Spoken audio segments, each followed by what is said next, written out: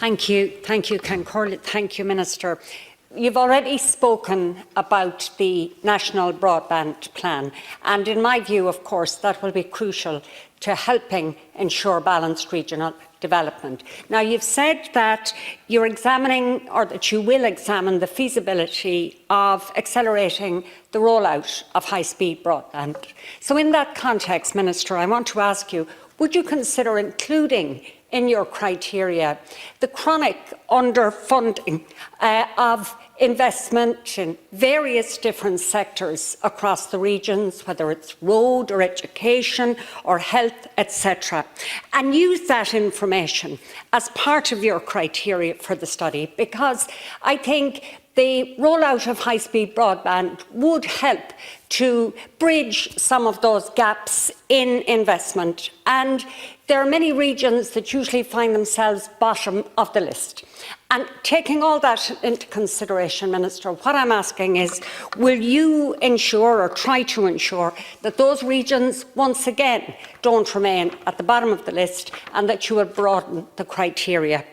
My second question is about measuring carbon sequestration when it comes to agricultural practice, because, as you know, that is crucial in helping to mitigate the more negative aspects of climate change.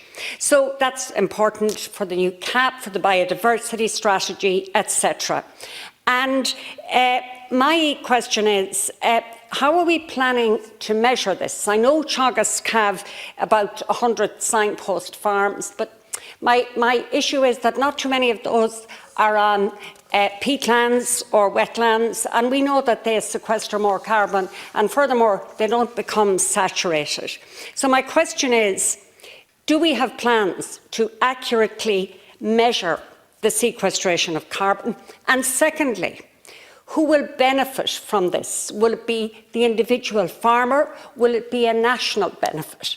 And if it's a national benefit, then how do we propose to reward or incentivise farmers who manage their agricultural holdings in such a way as to significantly sequester carbon?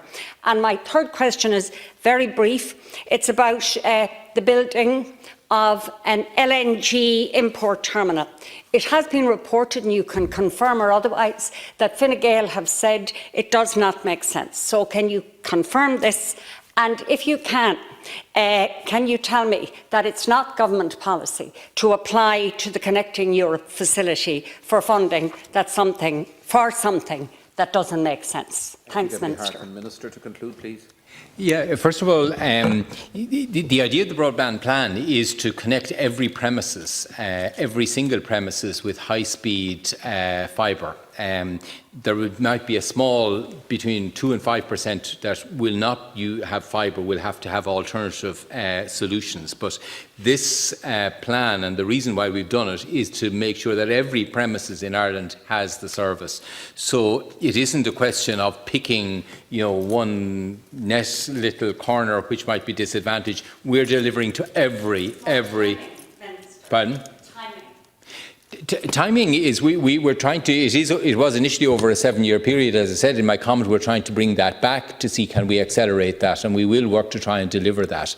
The only element that has these nodes and picked out is the interim offering that we're making in the course of this year, which is, I suppose, a flavour of what is to come, where we are going to light up, not with fibre, but light up with high-speed broadband, 150 megabits capacity, 250, 270, whatever it is, broadband connection points. They've been selected by local authorities and are in every county, and they've been designed and selected to have that sort of hub capacity in them, and they have been surveyed, and their solutions have been found for most of them, and Michael Ring's department has done the contract so that they'll be kitted out. Not all of them will have the same capacity to be a hotspot, if you like, as others, depending on their makeup and so on, but they've been selected on that basis to make an impact.